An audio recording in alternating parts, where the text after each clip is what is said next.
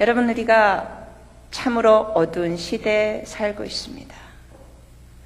그리고 우리는 죄 짓기가 참으로 쉬운 시대에 살고 있습니다. 전에는 그러한 이 포르노 잡지 같은 거를 접하려면 어떤 가게에 몰래 가가지고 빨리 지불해서 그 잡지책을 두루말아가지고 주머니에 넣든지 가방에 넣든지 하면서 가게를 빠져나가는 시대에 살았었지만, 여러분이 아시다시피 이제는 더 이상 그럴 필요가 없이 바로 자기 방에서, 자기 사무실에서 손가락 몇 번만 두드리면 그러한 포르노 내용을 눈앞에서 접하는 시대에 우리가 살고 있습니다. 어떻게 하면 좋습니까? 여기에 대해서 어찌하면 좋겠습니까? 아마 제가 생각하기에는 여기 오신 목사님들과 사모님들 중에서도 이것이 꼭 남자 목사님들에게만 있는 일들이 아니라 사실 사모님이나 여자 사역자들에게도 있는 일입니다. 포르노를 접하고 자유행위하고 성적인 그러한 만족감을 배우자하고 갖지 않고 스스로 해결하는 것은 남자분들에게만 있는 일이 아닌 것이 현실입니다. 목회가 어렵습니다. 그러한 행동을 하면서 거룩한 폼을 잡고 성도들 앞에 설교를 하려니 그것은 굉장히 고통스러운 일이 아니겠습니까? 어쩌면 여기 오신 분들 중에서도 그러한 갈등이 있으신 분들이 계실 것 같습니다. 왜냐하면 이 정도 숫자면, 통계적으로 보더라도 이 정도 숫자의 사역자들이 모이면 분명히 여기에 어느 정도 프로테지의 사역자들이 그러한 갈등을 하시고 있는 분들이 계시다는 통계를 우리가 내릴 수 있습니다. 여러분, 목회의 성공을 어디에 두십니까? 어느 한 목사님은 자기 교회에 주일마다 교인 출석이 딱 숫자가, 지난주 교인 출석 숫자가 딱 있대요. 그것도 딱 입구, 양쪽 입구에. 그럼 그 숫자가 전주보다 많으면 기분이 좀 좋아지고, 그 숫자가 지난주보다 줄어들면 마음이 움츠러들고, 숫자에 따라 자기의 기분이 오락가락한다는 그러한 갈등을 표현하신 분도 계셨습니다.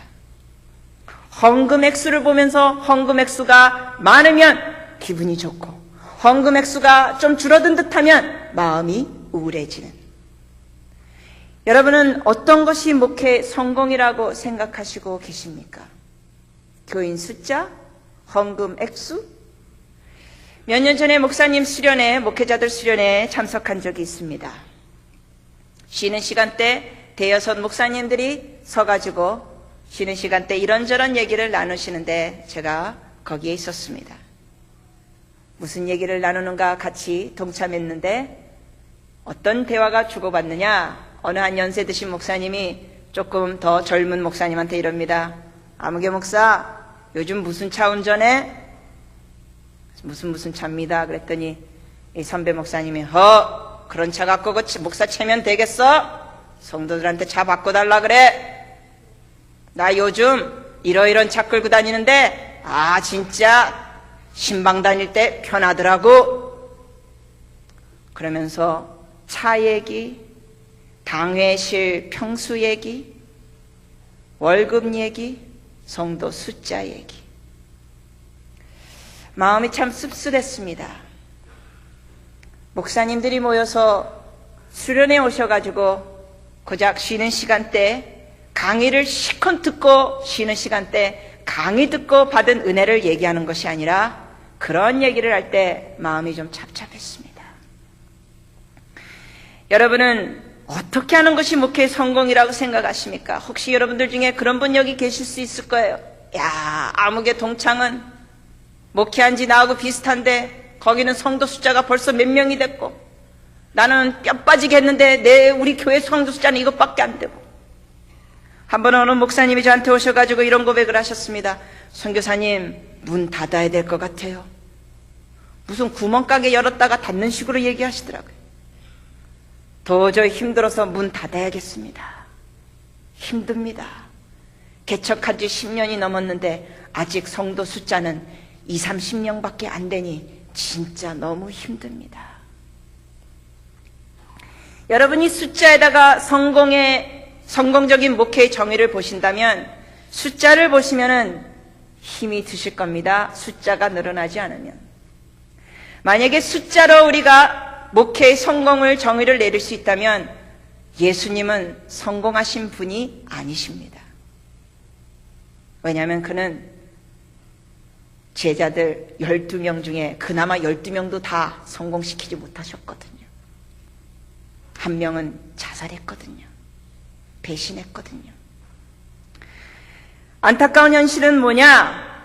오늘날 교회 안에 안타까운 현실이 뭐냐면 예수를 믿는 것이 아니라 예수님을 믿는 것뿐만 아니라 우리가 예수를 위하여 목숨을 바치겠다는 사역자들인데 우리의 사고체계가, 우리의 가치관이, 우리의 생각이 예수 믿지 않는 사람들과 너무나 비슷한 사고방식을 가지고 있다는 게 이게 지금 큰 문제입니다. 커야 되고 많아야 되고 알려져야 되고, 심지어 어떤 목사님은 한 분 저한테 오셔가지고 이런 얘기 하시더라고요. 크리스티 김 선교사님은 사역자로서 성공했네요. 책도 나왔죠. 세계를 다니죠. 텔레비에 나오죠. 인터넷에 나오죠. 그 정도로 유명한 강사가 됐으면 여자로서는 더군다나 성공했네요. 천만의 말씀. 여러분, 성공을 어디에다 두십니까? 유명세? 숫자? 아닙니다. 우리는 어디로 돌아가야 되느냐? 성경으로 돌아가야 합니다. 성경적인 가치관으로 돌아가야 합니다. 그러면은 하나님 말씀에서는 사역자로서 성공이 뭐냐? 숫자도 아닙니다. 헌금 액수도 아닙니다. 유명세도 아닙니다. 여러분의 교회가 몇 평이고 얼마나 증축되고 여러분의 당회실이 몇 평이고 여러분이 무슨 자가용을 끌고 다니고 그것도 아닙니다. 목회의 성공의 정의는 오직 이겁니다. 순종하는 목회자. 여러분, 우리는 무엇을 염두에 두고 살아야 되느냐? 심판날을 염두에 두고 살아야 됩니다. 여기가 종착지가 아닙니다. 우리는 그런 설교를 성도들에게 합니다. 그러나 우리 스스로에게도 해야 합니다. 여기가 종착지가 아니고 여기서 우리는 멈추는 것이 아니라 우리는 하나님 앞에 서는 날 주님의 잣대로, 주님의 기준으로, 하나님의 가치관으로 우리는 평가를 받게 됩니다. 그 하나님의 기준과 잣대와 가치는 무엇이냐? 숫자도 아니고 헌금 액수도 아닙니다. 유명세도 아닙니다. 여러분, 명성과 영성은 동일하지 않습니다. 명성과 영성은 동일하지 않습니다. 전혀 알려지지 않은 어느 목사님과 사모님이 하나님 앞에서 영성이 참으로 뛰어난 분들이 계십니다. 하나님 앞에서 말입니다. 다른 목회자가 여러분을 평가할 수 없습니다. 여러분의 성도들이 여러분을 심판날에 어떻게 할 수가 없습니다. 심판날에 서는 날 오직 만군의 여호와만이 우리를 평가하십니다. 그러면 그분께서 평가하실 때 무엇을 보시느냐? 충성했느냐? 순종했느냐? 여러분의 사역을 통하여 얼마나 많은 사람이 돌이켰느냐? 그 숫자를 주님은 재지 않습니다. 왜냐하면 그런 식으로 잰다면 구약에 있었던 수많은 선지자들은 실패자들이었습니다. 예레미야는 눈물의 선지자입니다. 눈물을 흘리면서 호소합니다. 그러나 백성들은 그의 말에 귀를 기울이지 않았습니다. 돌이키지 않았습니다. 그러면 예레미야는 패배한 자입니까? 실패한 자입니까? 낙오자입니까? 천만의 말씀. 그는 성공한 사역자였습니다. 왜? 순종했기 때문에. 여러분의 척도를 어디에 두십니까? 여러분의 기준을 어디에 두십니까? 목사님들 중에 부끄럽게도 세상적인 가치관에 찌들려 있어서 학벌 위주로 나갑니다. 학벌 위주. 그래서 심지어 어디 가가지고 4개월 만에 박사학위를 받아오시는 목사님들이 계세요. 도대체 어떻게 4개월 만에 박사학위를 받습니까? 근데 또 성도들은 목사님이 4개월 만에 그 박사학위를 받아오는 걸 축하하는 기념 예배를 또 드려요. 이럴 수가 있습니까?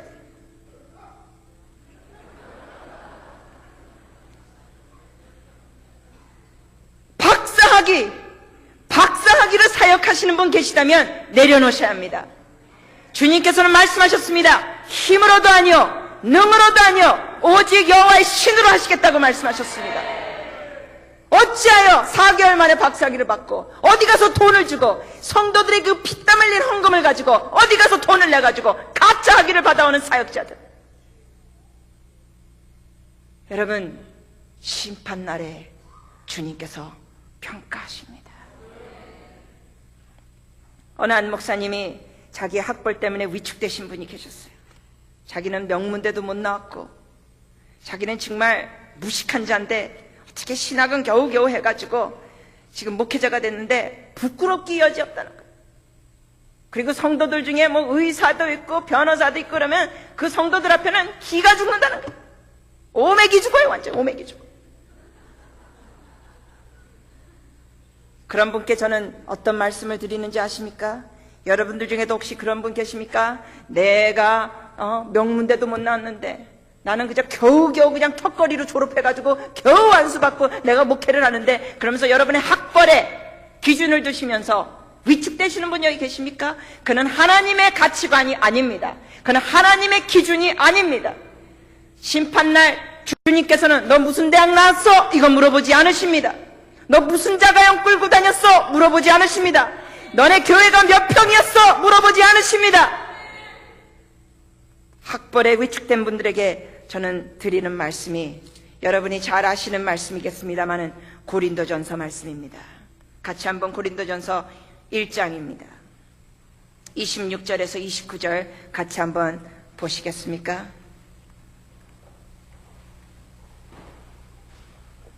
고린도전서 1장 26절에서 29절입니다. 하나님께서는 학벌 좋은 사람을 나의 종으로 택하겠다 이런 식으로 말씀하시는 분이 아니십니다. 고린도전서 1장 26절에서 29절입니다. 찾으셨으면 고린도전서 1장 26절에서 29절 같이 한번 읽으시겠습니다. 형제들아 너희를 부르심을 보라. 육체를 따라 지혜 있는 자가 많지 아니하며 능한 자가 많지 아니하며 문벌 좋은 자가 많지 아니하도다. 그러나 하나님께서 세상에 미련한 것들을 택하사 지혜 있는 것들을 부끄럽게 하려 하시고 세상에 약한 것들을 택하사 강한 것들을 부끄럽게 하려 하시며 하나님께서 세상에 천한 것들과 멸시받는 것들과 없는 것들을 택하사 있는 것들을 패하려 하시나니 이는 아무 육체라도 하나님 앞에서 자랑치 못하게 하려 하심이라. 아멘. 이것이 주님의 기준입니다. 약한 자를 들어 쓰시는 하나님, 멸시 천대받는 자를 들어 쓰시는 하나님, 그러면서 주님의 능력을 나타내시는 하나님. 하나님이 가장 싫어하시는 것 중에 하나가 뭐냐? 교만, 자기 잘난 척하는 인간들 주님께서 참 싫어하십니다. 내가 무슨 대학 나왔는데, 내가 무슨 학위 있는데, 내가 그렇게 나가면 하나님께서는 그래? 너 그렇게 잘났어? 잘해봐. 그런데 문제는 오늘날 그렇게 잘났다고 하는 사람들에게 사람들이 또 몰려듭니다. 몰려들다 보니까 목사님들이 나도 학위 받아야 되겠네 하면서 가짜 학위라도 받아내려고 합니다.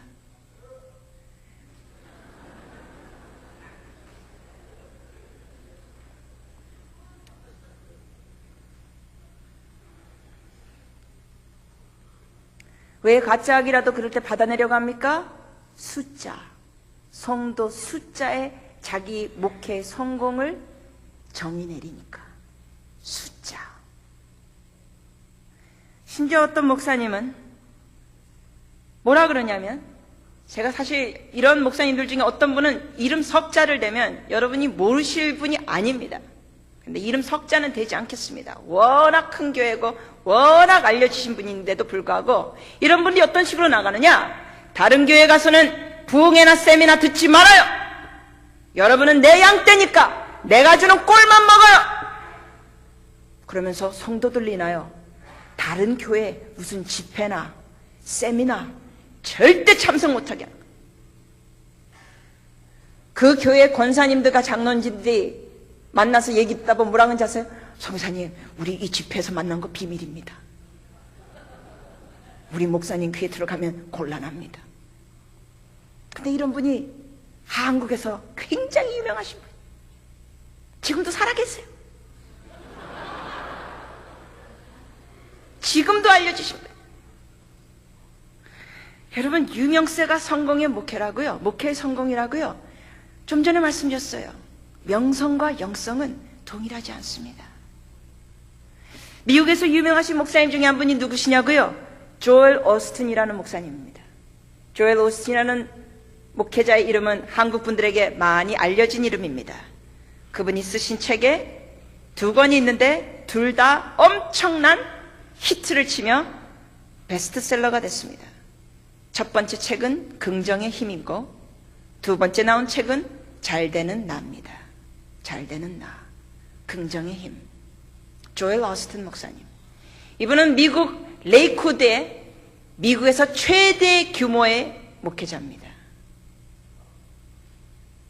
그런데 불과 얼마 전에 이렇게 유명하시고 긍정의 힘, 잘되는 나 이 책을 쓰신 조엘 오스틴 목사님이 불과 얼마 전에 인터뷰를 하다가 기자가 이런 질문했습니다. 목사님, 모르몬교에 대해서는 어떻게 생각하십니까? 여러분이 누구하고 인터뷰 받다가 모르몬교에 대해서는 어떻게 생각합니까? 라는 질문을 받을 때 여러분의 답변이 뭐예요? 이단이다. 그렇죠? 근데 이분의 답변은 뭐냐? 모르몬교는 기독교입니다. 그렇게 대답을 했어요. 이게 얼마 전 일입니다. 모르몬교는 이단이다 그래야 되는데 잘못됐다. 왜? 모르몬교에서는 예수를 누구라고 말하는지 아십니까? 루시퍼의 형제다 이렇게 얘기하거든요. 루시퍼, 마귀, 사단의 형제가 예수라는 거예요. 거기서는 가르치는 게. 그런데 모르몬교가 기독교다라고 대답을 했어요. 이렇게 유명한 목회자의 그 말 한마디가 초신자의 믿음을 얼마나 뒤흔드는지. 명성은 영성과 동일하지 않습니다. 여러분은 유명한 자가 되시기보다는 순종하는 자가 되기를 위하여 몸부림치시기를 바랍니다. 학벌 위주로 사역하지 마십시오. 주님께서는 인간적인 그 틀을 지금 박살내고 계십니다. 여러분, 좀 전에 옥 목사님께서 말씀하셨던 윌로 크릭 교회 빌 하이버스 목사님도 박사학위 신학적인 그런 학위를 받으신 분이 아닙니다. 그럼에도 불구하고 뛰어나게 목회하셨고 또 멋지게 말씀하셨던 것처럼 회개하셨잖아요. 윌로 크릭 교회 몇 번 가봤습니다. 미국에 자주 가다 보니까, 시카고 쪽에 가다 보니까. 주일 예배 가면은 가보신 분들도 아시겠지만 얼마나 주일 예배가 흥미진진하게 진행이 돼요. 연극 있죠? 찬양도 거의 콘서트 수준이에요. 얼마나 지루하지 않고 재미있게 진행이 되는지 몰라요. 그러다 보니까 주일 예배 때 사람들이 구름대처럼 몰려온 거예요. 지루하지 않고 재미있고 거의 무슨 예술의 전당에 가서 음악해보는 수준이니까. 그리고 설교도 재밌고. 그러나 빌 하이버스 목사님께서 좀 전에 들으신 것처럼 자기의 목회를 평가하다가 회개한 게 뭐냐? 제자를 만들지 못했다는 거예요. 사람들은 몰려왔지만 그들의 인생이 변화받지 않았다는 거예요. 너희 성도 숫자 몇 명으로 늘어났어? 이런 식으로 다구치신 하나님이 아닙니다. 너 학벌 뭐야? 너 무슨 대학 나왔어? 너 전문대밖에 안 나온 주제에 뭐? 이러시는 분이 아닙니다. 우리는 하나님의 기준으로 돌아가야 됩니다. 하나님의 가치관으로 돌아가야 됩니다. 하나님의 잣대로 돌아가야 합니다. 그래서 주님께서 말씀하셨습니다. 너희는 이 세대를 본받지 말고 오직 마음을 새롭게 함으로 변화를 받아 하나님의 선하시고 기뻐하시고 온전하신 뜻이 무엇인지 분별하도록 하라. 그게 뭡니까? 뭐가 새로워져야 되느냐? 마음이 새로워져야 되는데 그 마음이라는 단어가 무슨 핵심적인 단어가 있습니까? 생각을 새롭게 하라는 거예요. Renew your mind. 너의 생각을 새롭게 하라. 즉 너의 가치관, 너의 사고체계, 너의 잣대와 기준 새롭게 해라. 무엇으로 새롭게 해라? 말씀으로 돌아가라. 말씀으로 돌아가라. 그래서 그러면 어떻게 하면 우리가 말씀으로 더 돌아가면서 어떻게 하면 우리가 더 주님 앞에 나갈까요? 너무나 많은 목사님들 제가 또 상담하다 보면 발견하는 것 중에 하나가 뭐냐면 목사님들이 너무 바빠요. 정신없이 바빠요. 잠도 못 주무시면서 바빠요. 그렇게 정신없이 잠도 못 주시고 바쁜데 문제는 뭐냐? 열매는 또 별로 없어요. 그러니까 탈진될 대로 탈진되고 몸은 쇠약될 대로 쇠약되고 마음도 탈진되고 열매는 없고, 숫자를 얘기하는 게 아닙니다. 제가 열매를 얘기할 때는 소수가 모이더라도 질적인 크리스찬들이, 제자들이 만들어져야 되는데, 말씀 따라 살고자 하는 그러한 사람들이 만들어져야 되는데, 그것도 아니고 숫자도 아니고 질도 아니고, 근데 정신없이 바쁘고. 그래서 많은 목사님들의 문제 중에 하나가 뭐냐면 일 중독이에요. 일 중독. 저는 여러분께 말씀드리고 싶습니다. 하나님께서 여러분과 저를 태초에 만드셨을 때 사역시키려고 만드시지 않으셨습니다. 태초에 하나님께서 우리를 만드셨을 때 부려먹으려고 만드시지 않으셨습니다. 태초에 하나님께서 우리를 만드셨을 때 소처럼 일하라고 만드시지 않으셨습니다. 그럼 왜 만드셨냐고요? 왜 만드셨습니까? 우리와 뭐 하려고 만드셨습니까? 우리와 사랑의 교제를 하기 위하여 만드셨지, 소처럼 부려먹으려고 만드시지 않으셨습니다. 사실 우리라는 존재가 사역에 있기 때문에 사실은 주님이 혼자 하시면 더 잘하시는데 우리가 걸림돌이 됩니다. 그걸 아셔야 돼요. 사실 주님이 혼자 하시려면 더 잘하십니다. 근데 우리를 택하셔가지고 사랑의 교제 안에 들어가게 하시면서 그 사랑의 교제 안에 깊게 들어갈 때 주님의 임재를 맛보면서 주님의 능력으로, 나의 능력이 아니라, 학벌이 아니라 주님의 능력으로 사역을 할 때 주께서 역사하십니다. 그럼 우선순위가 제대로 돼 있어야 돼요. 우선순위 뭐냐? 주님이 애초에 우리를 만드신 것이 사역을 시키려고 만드신 것도 아니고 부려먹으려고 만드신 것도 아니고 소처럼 일시키려고 만드신 것이 아니라 우선순위 주님의 목적을 우리가 상기시켜야 합니다. 사랑의 교제를 하기 위하여 우리를 만드셨어요. 나의 어여쁜 자야, 일어나 함께 가자. 좀 전에 말씀드렸죠. 주님이 사역하시면요 훨씬 혼자 더 잘하세요. 근데 왜 우리더러 같이 하자 그러냐고요? 간단합니다. 여러분 그런 적 있으세요? 여러분 여행하시다가 기가 막힌 경치를 보시거나 어디서 누구한테 대접받는데, 기가 막힌 음식을 대접받는데 혼자 다니신 적 있으십니까? 여행을 어디 가서 기가 막힌 경치를 보고 대접을 받는데 그냥 너무너무 맛있는 음식을 대접받는데 혼자 받는 거예요. 그럴 때 뭐가 아쉬운지 아세요? 전혀 아쉬움이 없다고요? 저 같은 사람은 그런 걸 경험하게 되죠. 다니다 보면 기가 막힌 경치를 접합니다. 제가 아주 기억나는 것 중에 하나가 남미에 갔었을 때 이과수 폭포를 봤을 때 진짜 입이 벌어지더라고요. 이야, 나야가라 폭포는 개울가예요, 개울가. 이과수 폭포를 본다면은 나야가라 폭포는 이거는 진짜 볼 게 없어요. 그 엄청난 이과수 폭포를 보고 대접을 받는데 뭐 그냥 얼마나 기가 막힌 음식을 대접받는데 저만 봤거든요. 이럴 때 뭐가 아쉽냐고요? 사랑하는 사람. 누가 맞장구 치면서 자기야 저거 봐. 와 진짜 멋있다. 이런 같이 나눈 사람이 있어야 되는데 여러분 목사님들 중에 그거 혼자 가면서 돼지처럼 쳐드십니까? 그러면서 야 이거 맛있다 이거 맛있다. 이야 주여 감사합니다 이러시면서 드세요? 내적 치유가 많이 필요한 목사님이십니다. 그 기가 막힌 경치를 보시거나 기가 막히게 맛있는 음식을 대접 혼자 받으실 때는 뭐가 생각나야 돼요? 사랑하는 사람이 생각나죠. 야 우리 마누라가 이거 같이 왔어야 되는데, 야 우리 아들내미가 이걸 먹어야 되는데, 이래야지. 혼자 먹으면서 할렐루야 이러시는 분은 치유가 안 되신 분이에요.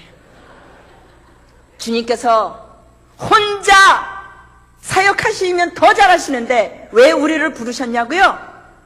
사랑하시기 때문에 함께하고 싶어서.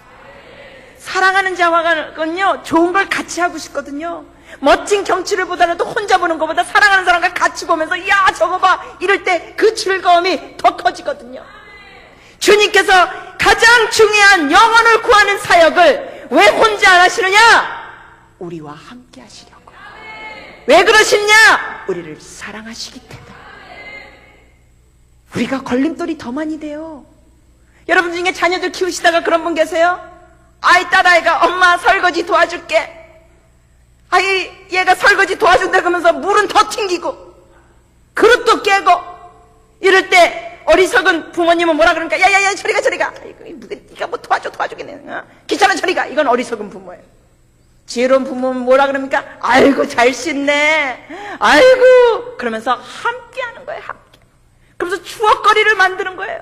설거지하면서 추억거리 만드는 거예요. 하나님께서 우리와 뭐 하시느냐? 추억거리를 만드시면서 같이 사역하자는 거예요. 너와 나와 같이 하자. 왜? 사랑하면은 함께라는 단어를 너무 좋아하십니다. 하나님은 누구십니까? 임마누엘 하나님. 우리와 함께 하시는 하나님. 왜? 사랑하시기 때문에. 여러분은 사역자이시기 전에 하나님의 사랑하는 자입니다. 사역자에다 정체성을 두지 마십시오. 사역자 정체성을 주시면 여러분 목회 그만두시면 여러분은 아무 가치가 없는 존재가 돼버립니다. 스스로 그렇게 만드는 거예요. 은퇴하면 여러분은 아무 가치가 없는 존재가 되는 거예요. 그러나 하나님의 가치관에서 하나님의 사랑하는 자로서 머물 땐 은퇴를 하건 안 하건 여러분의 가치는 동일하게 귀한 자입니다. 하나님의 사고로 우리는 돌아갑니다. 하나님께 유턴을 해야 합니다. 그리고 해서 우리가 할 것들이 몇 가지 있습니다. 그 중에 첫 번째를 여러분께 말씀드리겠습니다. 첫 계명을 첫 계명으로 지켜야 합니다. 첫 계명을 첫 계명으로 지켜야 합니다. 첫 계명이 뭐냐고요? 목회에 부응해라 이거예요? 아니에요. 첫 계명이 뭐예요? 선교사들 많이 파송해라 이것도 아니에요. 첫 계명이 뭐예요? 순교해라 이것도 아니에요. 여러분 첫 계명이 오늘날 많은 사역자들 삶 가운데서 첫 계명이 아닙니다. 왜냐하면 많은 목사님들의 삶 가운데 첫 계명은 사역 중심이에요. 우리 한국 목사님들이 강조하는 구절 중에 하나는 죽도록 충성하라. 근데 그거 첫 계명이 아니에요. 여러분 참으로 주님 앞에 새롭게 유턴하는 여러분들이 되시기를 축복합니다. 그러기 위해서는 우리가 하나님의 우선순위로 돌아가야 되는데 하나님은 첫 계명을 강조하셨어요. 첫 계명이 뭐가 되게 돼야 합니까? 첫 계명이 되게 해야 되는 거예요. 그러면 첫 계명은 뭡니까? 어디에 있습니까? 복음서에 보면 마태복음에 있죠. 22장에서 36절 첫 계명, 큰 계명, 가장 큰 계명이 첫 계명입니다. 첫 계명이 첫 계명이 되게 하셔야 합니다. 첫 계명은 뭐냐?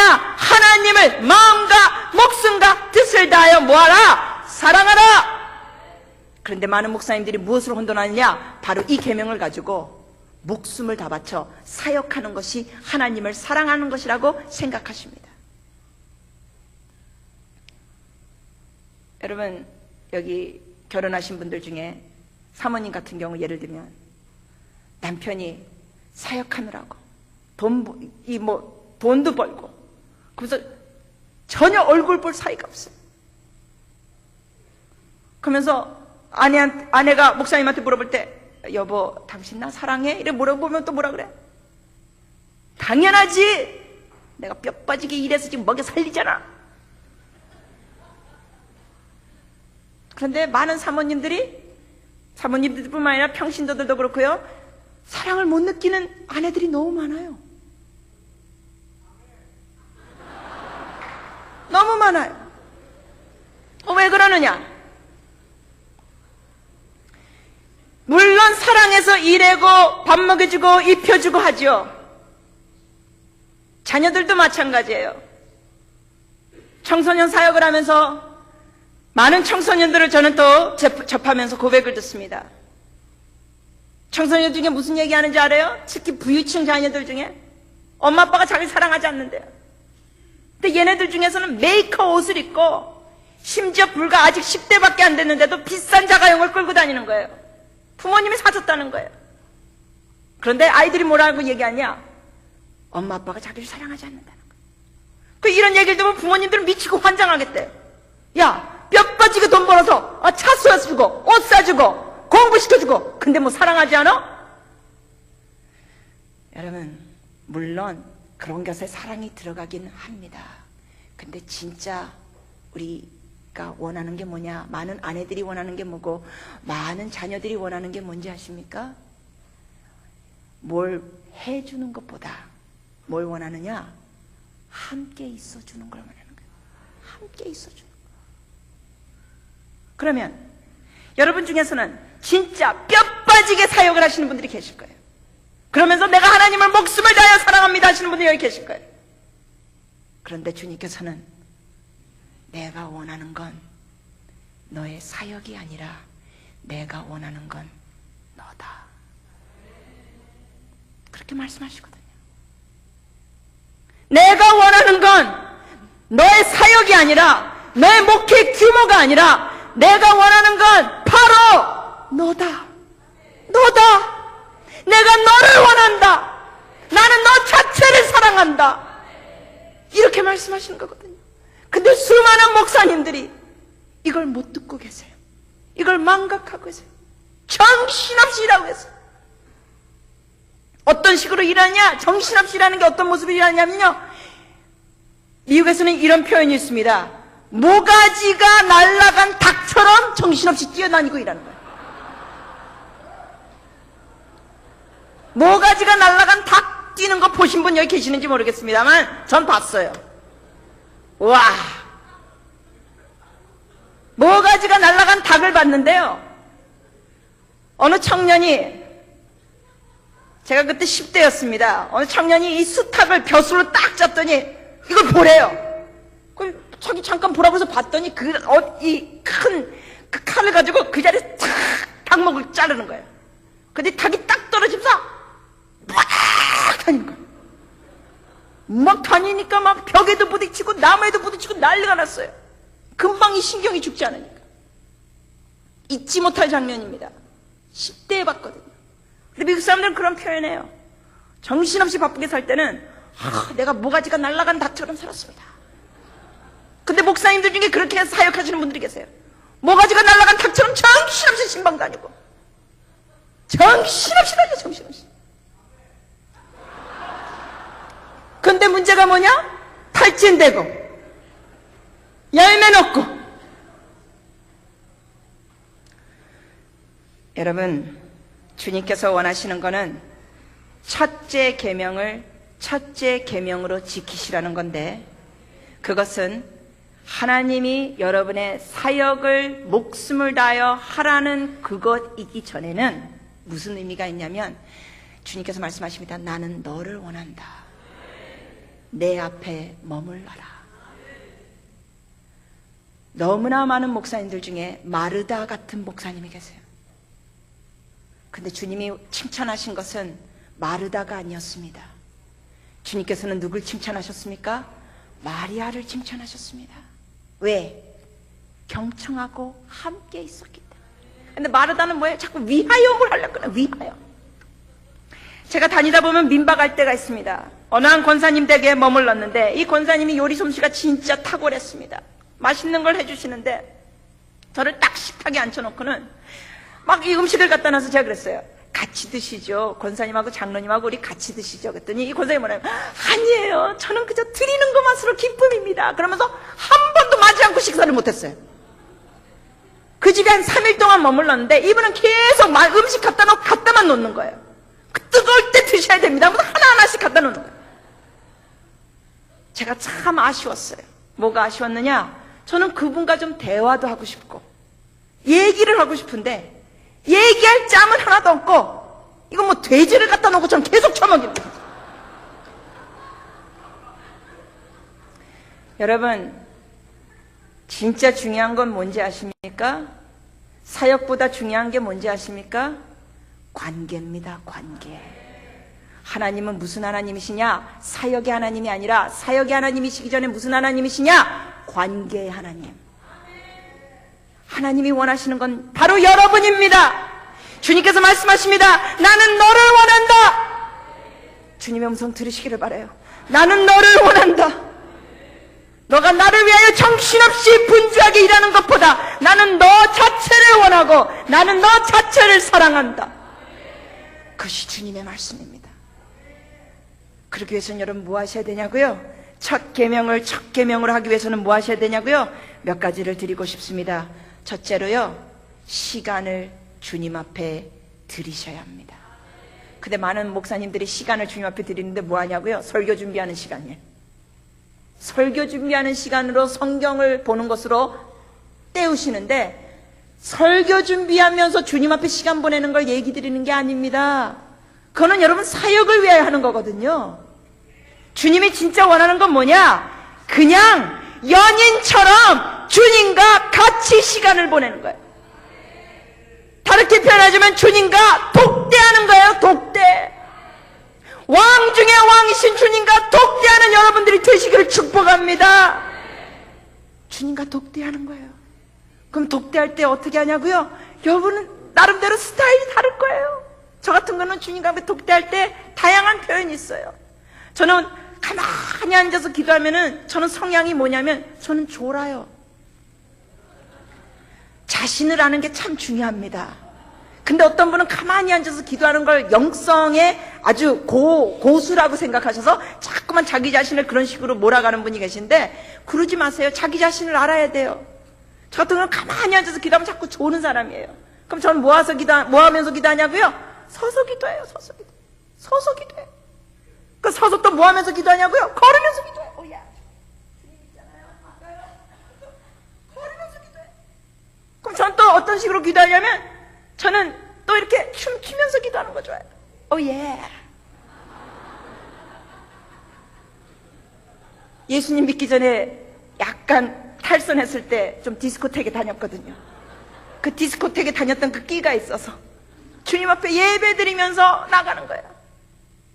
Here I am to worship, here I am to bow down, here I am to say that you're my God, you're altogether lovely, altogether worthy, altogether wonderful to me, oh yeah. 그러면서 주님 앞에 예배 드리면 이게 뭐냐? 주님과 독대하는 거예요. 여러분, 주님을 독대하시기 바랍니다. 주님이 원하시는 건 여러분입니다. 나는 너를 원한다. 여러분의 사역 규모 때문에 여러분을 사랑하시는 분이 아니십니다. 그러한 조건을 두고 사랑하시는 분이 아니라 주님은 여러분 자체를 사랑하십니다. 그분 앞에 시간을 가지십시오. 여호와를 앙망하는 자는 어떻게 되느냐? 독수리 날개 돋는 새 힘을 얻게 됩니다. 오늘날 교회가 능력이 없는 이유 중에 하나가 뭐냐? 오늘날 교회가 능력이 상실된 이유 중에 하나가 뭐냐? 목회자가 하나님 앞에 잠잠히 머물지 않기 때문에, 목회자가 너무 정신없이 바쁘기 때문에. 그러면서 교회를 어떤 식으로 목회를 하느냐? 프로그램 중심으로. 여러분, 많은 목사님들이 미국의 새들백 교회, 윌로크릭 교회, 유명하다는 교회를 다니시는 그러한 일들이 있고, 그러한 것을 가시면서 배우시면서 또 교회 안에서 적용하시는 것이 있습니다. 물론 그럴 필요도 있을 수 있습니다. 그러나 저는 여러분께 이렇게 말씀드리고 싶습니다. 성령님께서 주시는 창의력을 사용하시기를 바랍니다. 모방하는 것보다는 성령님께서 주시는 지혜를 받으시기를 바랍니다. 그걸 어떻게 받느냐? 주님 앞에 머물러 있을 때, 주님과 독대할 때 주님께서는 창의력인 아이디어를, 바로 여러분 지역에 필요한 아이디어를 주시는 거예요. 독대하세요. 주님이 원하시는 건 여러분이에요. 주님 앞에 이렇게 한번 고백하시겠습니까? 주님, 저를 그렇게도 원하십니까? 제 자신을 주님께 드립니다. 여러분, 이거 생각할수록 너무나 기가 막히고 놀라운 거 아닙니까? 온 우주 만물을 창조하신 여호와 하나님께서 여러분과 저를 그렇게도 원하신답니다. 온 우주 만물을 창조하신 하나님께서 여러분과 저를 통하여 감동을 받으신답니다. 이게 웬일입니까? 이게 웬 말입니까? 먼지 같은 우리를 통하여 주님께서 감동받으시고 여러분과 저는 만군의 여호와의 마음을 움직일 수 있는 특권이 있습니다. 여러분과 저를 통하여 주님께서 웃으시고 미소 지으시고 때로는 가슴 아파하신다는 사실, 이거는요 인간의 머리로 생각하면 할수록 너무나 놀라운 거예요. 어떻게 나 같은 것이, 어떻게 여러분 같은 존재가 온 우주 만물을 창조하신 여호와의 그 마음을 움직일 수 있다는 겁니까? 근데 주님께서는 그걸 허락하셨어요. 왜냐고요? 자기 자신을 그런 존재로 스스로 낮추셨어요. 왜냐고요? 사랑하기 때문에. 사랑하기 때문에. 첫 계명으로 지키셔야 합니다. 그러기 위해서는 독대하시는 시간을 떼놓으셔야 됩니다. 설교 준비하는 시간을 얘기하는 것이 아닙니다. 주님과 데이트하는 시간입니다.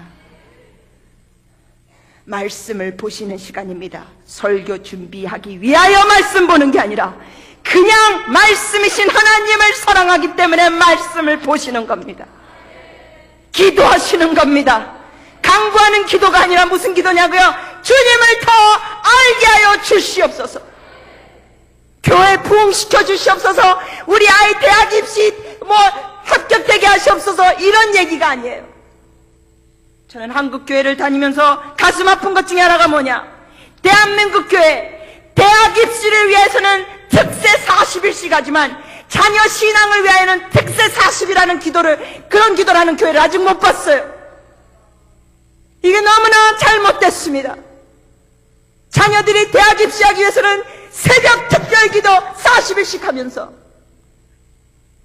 자녀들의 신앙을 위해서는 특세 40일 여러분 교회 하십니까? 여러분의 자녀가 아무리 명문대 들어간다 할지라도 예수 그리스도를 모르는 자녀는 지옥으로 간다는 사실을 여러분 모르십니까? 어찌하여 우리가 천국과 지옥에 대해서 망각하고 사는 사역자들이 어떻게 됐습니까?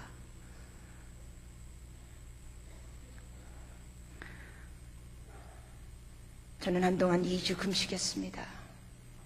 2주 금식했더니 어느 한 집사님이 교인 시간은 기간 제가 금식하는 줄 모르면서 저한테 그러더라고요. 언제 시간 되면 식사하자고, 이번 주 수요일인가 목요일날 식사하자고 해서, 예 집사님 우선은 조금 기다렸다가 했더니 왜요? 그래서 지금 조금 기도하는 기간이거든요.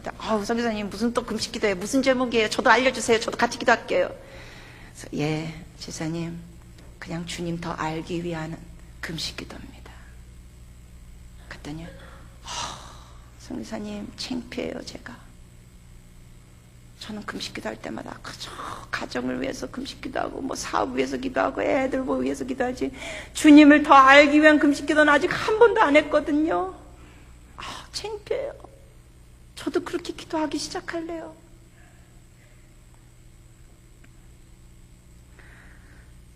두 번째, 주님께서 계명 주신 것이 있습니다.